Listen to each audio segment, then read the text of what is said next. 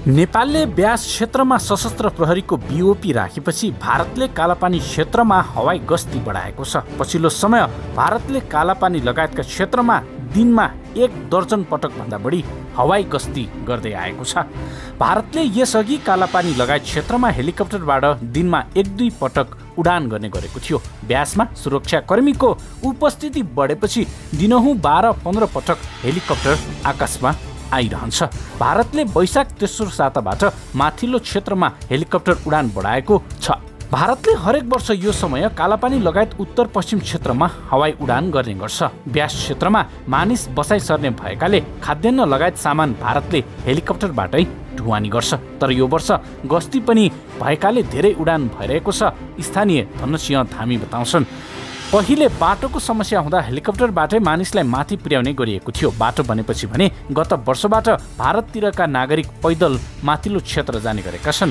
भारतले अहिले धारचुलाबाट भन्दा पिथौरागढ लगायत क्षेत्रबाट हवाई उडान बढी गरिरहेको छ। यसअघि भारतले धारचुलाबाटै ब्यास क्षेत्रमा सबै किसिमको उडान गर्थ्यो।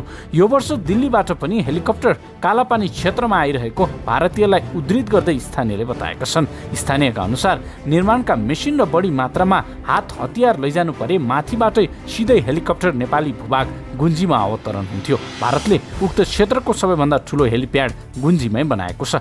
त्यहाँबाट कालापानी लगायत अन्य भारतीय सुरक्षा पोस्टमा सामान ढुवानी हुने गरेको छ। भारतले ब्यासतर्फको क्षेत्रमा सुरक्षाकर्मीको संख्या पनि बढाएको छ। पिथौरागढबाट सिधै हेलिकप्टर मार्फत सुरक्षाकर्मी कालापानी क्षेत्रमा पठाएको उक्त क्षेत्रमा काम गर्ने नेपालीलाई उद्धृत गर्दै स्थानीयले बताए।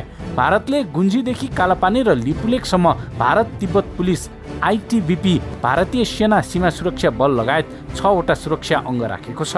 चीनसितको रणनीतिक क्षेत्र भएकाले भारतले ती ठाउँहरूमा विभिन्न सुरक्षा निकायमा क्याम्प राखेको छ। सबै सुरक्षा निकायका करिब 10,000 जनशक्ति तैनात रहेको स्थानीय बताउँछन्। नेपाली सुरक्षा अधिकारीले कालापानी क्षेत्रमा भारतले सुरक्षाकर्मी बढाएको खबर प्राप्त भए पनि के कति संख्यामा थपेको बारे यकिन नभएको बताए। पछिल्लो समय भारतले ब्यास गाउँपालिका 2, दुम्लिङपारी, गर्भाधारदेखि लामरी, छियालेक लगायत क्षेत्रमा सुरक्षाकर्मीको संख्या थपेको स्थानीय स्रोतले बताएको छ। स्रोतका अनुसार अहिले भारतले नेपालतर्फको सीमा क्षेत्रमा पैदल गस्ती पनि बढाएको छ। सीमा क्षेत्रको गस्तीमा 5 जना आउने ठाउँमा 10-12 जना तथा दिनमा 2 पटक गर्ने ठाउँमा 4-5 पटक आउने गरेका छन्।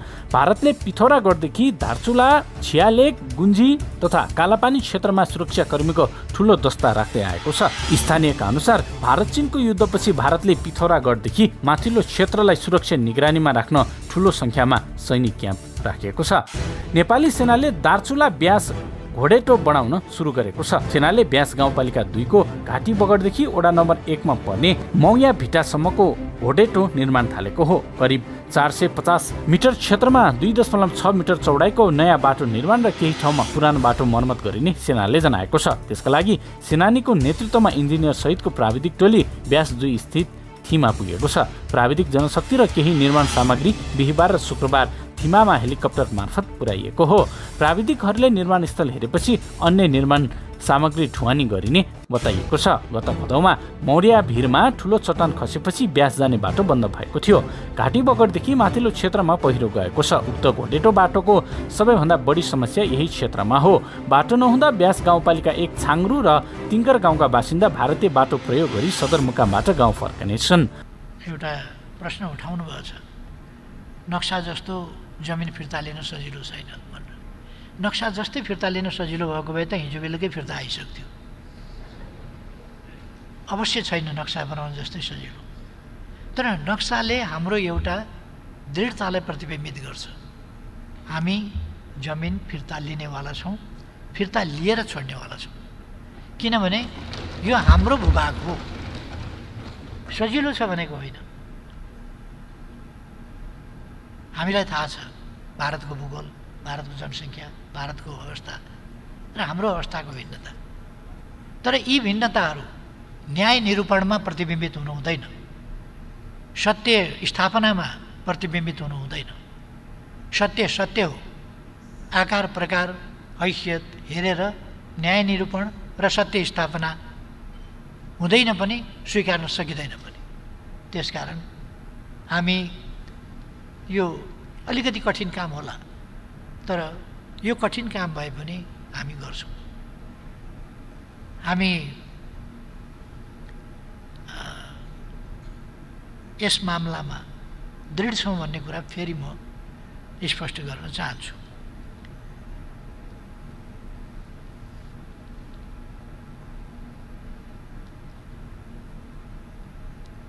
भारत वार्तामा बस्छ कि बस्दैन भनेर अलिकति विलम्ब भएको छ, तर वार्तामा नबस्ने भन्ने कुरा मलाई लाग्दैन।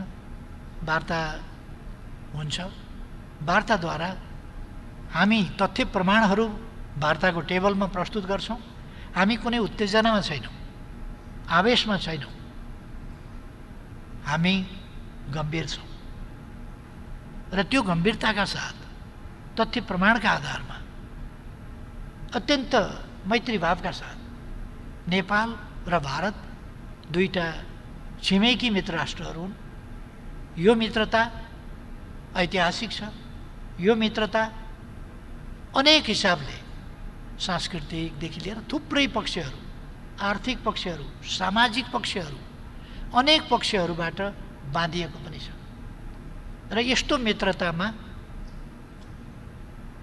कुनै पनि कुराले दरार पैदा गर्न दिनु हुँदैन। यस्तो मित्रता पारस्परिक सम्मान, समानता, न्यायको आधारमा एक अर्काका सार्वभौम सत्ता, भौगोलिक अखण्डता, स्वाधीनतालाई स्वीकारेर त्यसलाई व्यवहारमा अमल गरेर हामीले सुदृढ गर्नुपर्छ यो मित्रता। हामी भारतसँग यसको अर्थ कुनै तनाव चाहिरहेका छौँ र हुँदै होइन। हामी भारतसँग तनाव होइन, तनाव रहित, सुमधुर, समस्या रहित मित्रता चाहन्छौँ। भारतको वर्तमान सरकारले नै यो समस्या खडा गर्यो भन्ने अहिले आएर बाटो उद्घाटन गर्यो होला, बाटो अलिकति खन्यो होला अथवा नक्सा छाप्यो होला, तर हाम्रो भूभाग भारततिर परेको वा भारतले कब्जा गरेको अहिलेको सरकार हुँदा होइन। त्यो पहिले इतिहासको कुरा हो। हाम्रो तर्फबाट छोडिएको अथवा नजरअन्दाज भएको पनि अहिलेको सरकारको समयमा होइन। त्यो इतिहासको त्रुटि हो, गल्ती हो।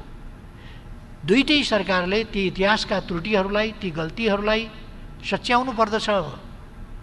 अब ती गल्ती कायम रहन दिनु हुँदैन। ती गल्ती सच्याएर मित्रतालाई सुदृढ गर्नुपर्दछ, उचाइमा लानुपर्दछ। आफ्नो आफ्नो भूमि आफू आफूले चर्चिने, आफ्नो आफ्नो नक्सा यथोचित ढङ्गले गर्ने। हामीले उहिले वर्तमान भूभागका लागि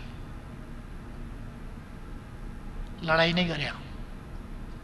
सुगौली सन्धि भनेको लडाइँको र त्यसमा पनि हामी अलिकति लडाइँ लड्न हाम्रो सामर्थ्यले अलिक अप्ठ्यारो भएर हामीले कतिपय भूभाग गुमाएर सम्झौता गरेर अहिलेको भूभागमा हामी सीमित भएका हौँ।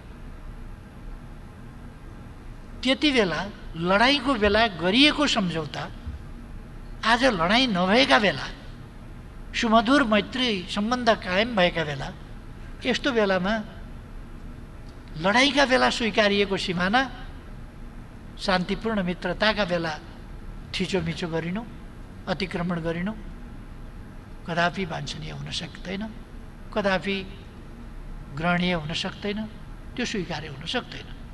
त्यसकारण हामी भारतसँगको मित्रतालाई सुदृढ बनाउनका लागि, पारस्परिक मित्रतालाई अझ उचाइमा लानका लागि 21औं शताब्दी सुहाउँदो सार्वभौम समानताका आधारमा, पारस्परिक न्याय र सम्मानका आधारमा, लाभका आधारमा हामी यसलाई विकसित गरेर लिएर जान चाहन्छौँ।